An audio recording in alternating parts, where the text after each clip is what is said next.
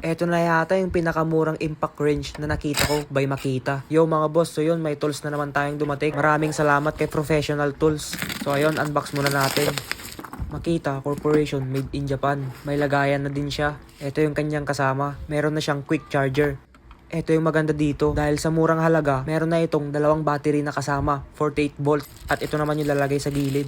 Meron na din siyang kasamang tools, socket, 7 pieces na yan mga boss. Maganda din yung kanyang quality at pang heavy duty. At ito na yung electric impact range by Makita. Sobrang ganda ng quality mga boss. Medyo mabigat din siya at meron na sa baba yung pag-adjustan ng lakas at mini flashlight. Napaka-affordable talaga nitong impact range na to. Ganito lang naman kapag i-charge natin mga boss, lalagay lang natin dyan. Ayun yung dalawang battery na kasama. Sa 1,300 mo, meron ka ng ganito mga boss. Bagay na bagay ito sa mga mekaniko. O kaya naman, mahilig lang mag-DIY. At pang CVT cleaning natin sa mga scooter. Variable na nga din pala to, pwede mo i-adjust kung gaano kalakas. May auto stop na din para hindi malustred yung tornilyo. Hindi lang pala pang baklas kabit sa mga tornilyo ito dahil pwede mo din siyang gamitin dito sa electric drill brush. Pwede din natin gamitin to pang butas.